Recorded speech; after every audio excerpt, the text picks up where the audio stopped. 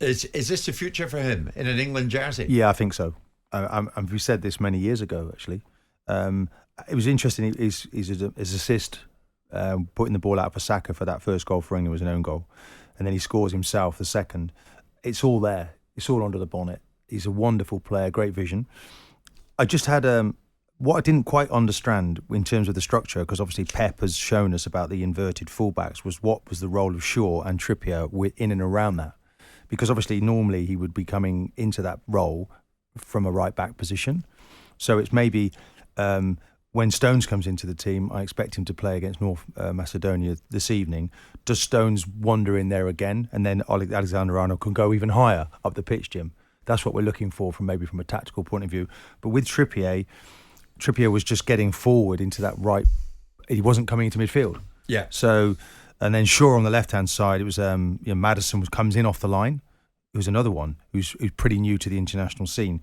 But Malta, of course, was just cannon fodder, wasn't it? It was always going to be a game they were going to win quite comfortably. Cannon fodder. You see, that's exactly my point in this, Martin. So, but there was a time when Greece weren't perceived as much of an international side, and yet they've won a European Championship.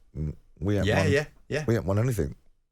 Well, that's right. I mean, Simon. So these teams have got to develop. You're right. We could make a point of surely it's about growing the game, Jim, isn't it? There should be buys for the bigger nations, etc., etc. But then you look at it, and I was just about to classify in that group San Marino, Gibraltar, maybe Andorra.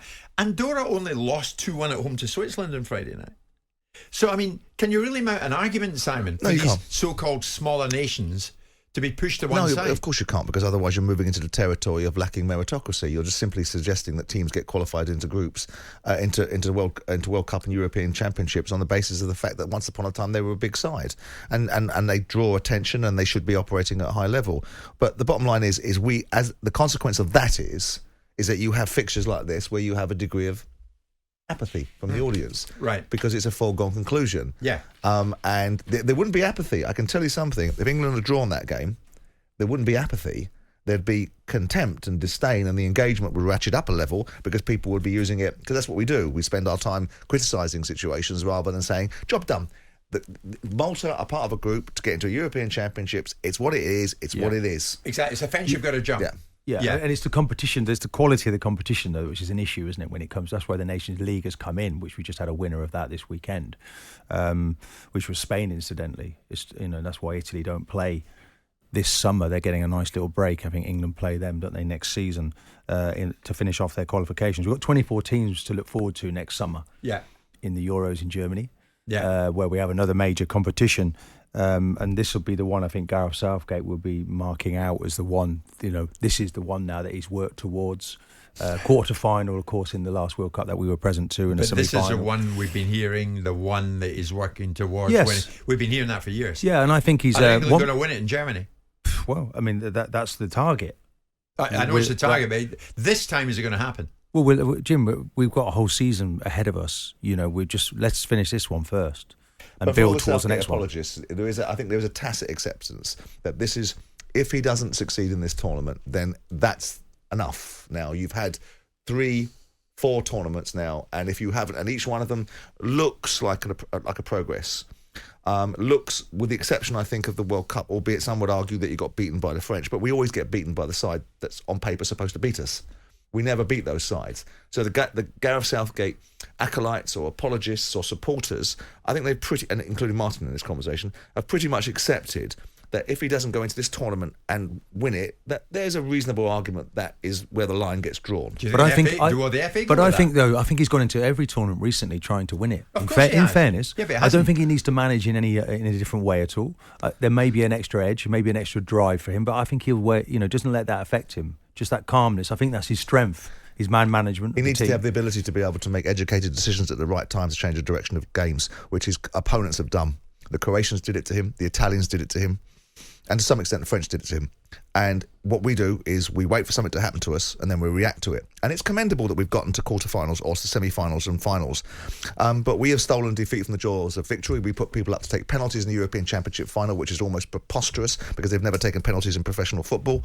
And we've made decisions when we were in control of games. But I think there's a difference. We didn't go after games. We didn't go after teams. We didn't say, right, we're winning this game. We're going to put them to the sword. I think there's a difference. I can see where the team has got better and built. So the Ukraine game, I thought we were hanging on a little bit against Ukraine in that game. The Italian game, certainly we scored early on, and then they kind of battered us. But next summer it's going to be. But against the French, it was better. Against the French, we were a penalty away. We weren't hanging on against Ukraine. We smashed them 4-0. Yeah. No, in the game they put us out in the World Cup. In the semi-final. That was Croatia. Sorry, Croatia. Yeah. But we've done this. We won in the first half. It's got to be win or bust, hasn't it? We dominated the first half. No, I believe in the first half we dominated them. Croatians were I appalling. They changed in the second half. I felt tactically we were second best, but we actually hung on into those games. In the second half, half, incredible. Trippier scored an amazing free kick. See what happens when I ask you, will England win it this time? Well, what do you want me to say? I think they've got a fantastic opportunity to win it. It's up to them. There's lots of twists and turns. We've got the rest of Europe. We've got the French. Look how good they'll come again. The French. Absolutely. And the Spanish now win the Nations League. Before, where we had this discussion with Martin, and we talked about Southgate and the criticism that's been applied to him, and Martin defends it, and that's his position. And we discussed it last time round that if he doesn't succeed in Germany, that's where the line is drawn. Well, and he'll know he'll go then. Too. Yeah, he'll go then at that point. I mean, he strongly looked at his situation this time around, Jim, and felt that he wanted to continue. And this will be the one. Yeah, but it shouldn't be up to him. Hopefully, it should be there. Of course. Yeah. Hopefully, this is when he can do it. Jim White and Simon Jordan. Monday to Friday mornings from 10. On AM, on DAB, via the talkSPORT app and on your smart speaker. talkSPORT.